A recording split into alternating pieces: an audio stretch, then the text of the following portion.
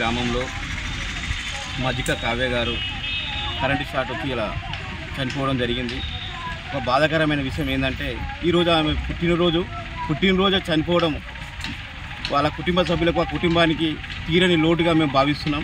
ఎందుకంటే పుట్టినరోజు ఎన్నో ఆశలతోని ఈరోజు ఆమె 17వ సంవత్సరానికి ఈరోజు 17 సంవత్సరాలు ఈరోజు పుట్టినరోజు జరుపుకుందామని దేవాలయానికి పోదామనుకున్న సమయానికి ఇలా శ్మశాన వాటికి పోవాల్సినటువంటి పరిస్థితి మాకు బాధాకరంగా చాలా బాధపడుతున్నాము.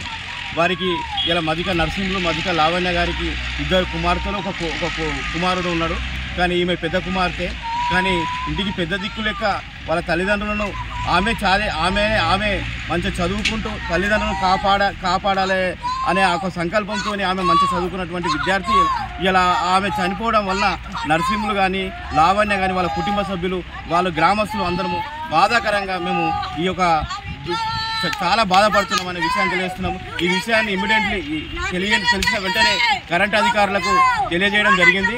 కరెంట్ అధికారులకు తెలియగానే వాళ్ళు కూడా స్పందించి ఇమ్మీడియట్లీ గవర్నమెంట్ నుండి రావాల్సినటువంటి ఖచ్చితంగా మనం ఆర్థిక సాయం చేస్తామని కూడా ఒక హామీ ఇవ్వడం జరిగింది. అదేవిధంగా గౌరవనీయులు డీసీసీ అధ్యక్షులు కొమ్మూరు ప్రతాప్ రెడ్డి సార్ గారి దృష్టి కూడా తీసుకెళ్ళడం జరిగింది. సార్ కూడా అధికారులతో మాట్లాడడం జరిగింది. ఖచ్చితంగా వీళ్ళ కుటుంబానికి చనిపోయిన కావ్య గారికి ఖచ్చితంగా ఆర్థిక సాయం చేస్తామని ప్రభుత్వం తరఫున కూడా ఏ రకమైన సహాయ సహకారం అందించడానికి కూడా కృషి చేస్తామని చెప్పడం జరిగింది. ఈరోజు ఆ పిల్ల చనిపోయిన రోజే చనిపోవడము, ఈరోజు పుట్టినరోజు కావడం మా గ్రామస్తులము, వారి కుటుంబ సభ్యులు వారికి తీరని లోటుగా మేము భావించడం జరుగుతుంది.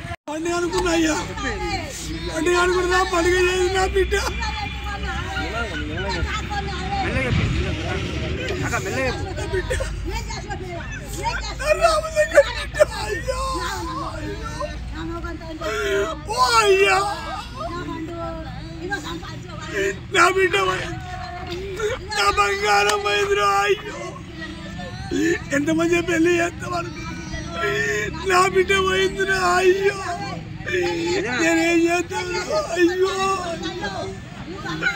నా బిడ్డ.